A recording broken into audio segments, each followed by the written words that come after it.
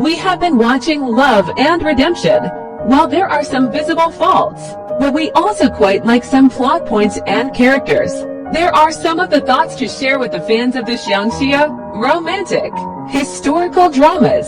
We totally recommend you check this drama out. We have just finished the 35th episode, and we have gotten to a point where a flower creature of sorts has been forced to become another, Ling Long.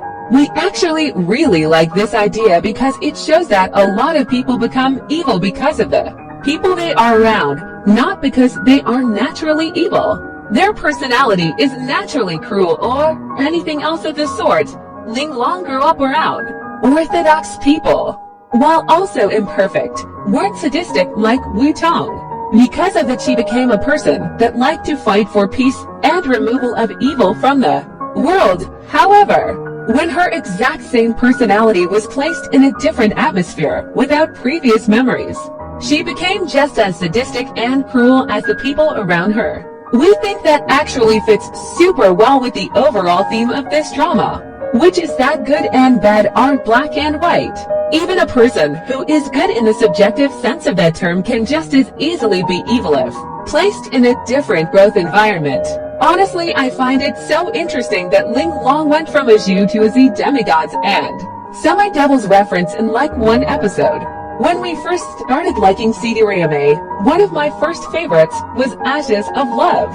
Yet currently we actually like this drama more in comparison. In Love and Redemption, we see from the very start that Xuanji likes Zifeng in a different manner from Minion, thus not only making it easier to ship them, but also being able to get to the tragic elements of the story faster. The CGI in Love and Redemption is simply amazing, beats 99% of the other CD-Ramas honestly. We wish the cinematography was a little better because with this level of CGI, it truly deserves better camera work.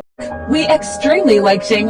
He played Yu Sifeng. When he was being accused of being a demon, he managed to bring up inarguable pieces of evidence that clearly proved he was not a demon, or at least not a problematic one, instead of just going like, you should believe me because I'm so great. The tragedy of his character is done so well honestly.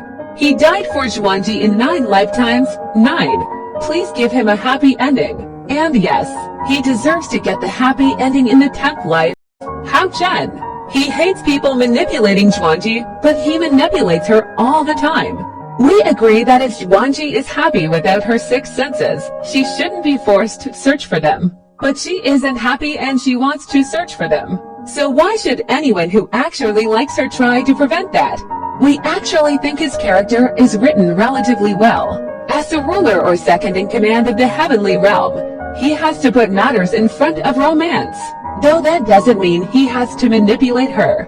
We understand why he does what he does, and we don't think his character is as illogical as Wu Tong. But yeah, we definitely don't agree with what he does. When it comes to friendships, we prefer the ones in Love and Redemption. First of all, it's not just Xuanji and Zifeng who are cute together. We still like that Zifeng is friends with Ling Long and Minion as well. And they also become friends with Yanrid, or Xiao Yinhu and Ruoyu as well, though they could have avoided some tragedy if they hadn't befriended him.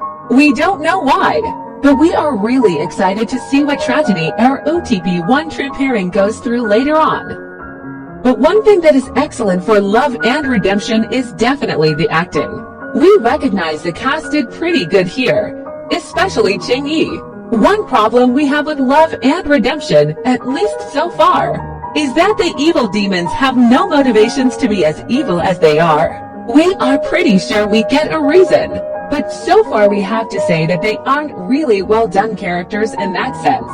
Especially Wu Tong.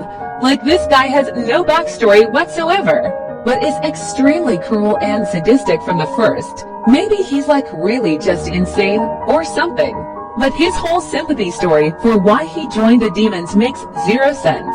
He wanted to murder someone because his cheating gets revealed and then gets mad that the father of the person he tried to kill wants to get revenge. His story also contains 2 as of so far unexplained plot holes. 1. Why every single sect decided to chase after him, and 2. why he can escape death despite a bunch of skilled martial artists running after him for like a really long time. Lastly, we like the fact that the Orthodox people aren't exactly evil, but their goodness is what makes them annoying. They don't mean harm when they try to test if Sifeng was a demon or if Minion is a betrayer. They truly are thinking for the overall good, but their constant paranoia and need to do what is right and not what makes sense is truly what makes them unbearable. They sometimes throw away all logic for love, or sacrifice their own daughter in order to do what's right, instead of actually thinking of a method to not only save the daughter and keep the world at peace.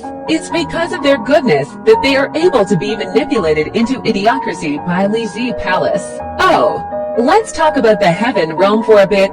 We don't know if it's on purpose, but the lack of people in the Heavenly Realm is really interesting. Like, maybe the producers didn't have enough money, or shots of the Heavenly Realm with more than like 10 people not in war don't exist in the book either, but it creates the image that the realm is super empty. The human realm, despite all its faults and cruelties, feels so much more alive and full of life in comparison to the boring and cold-looking Heavenly Realm.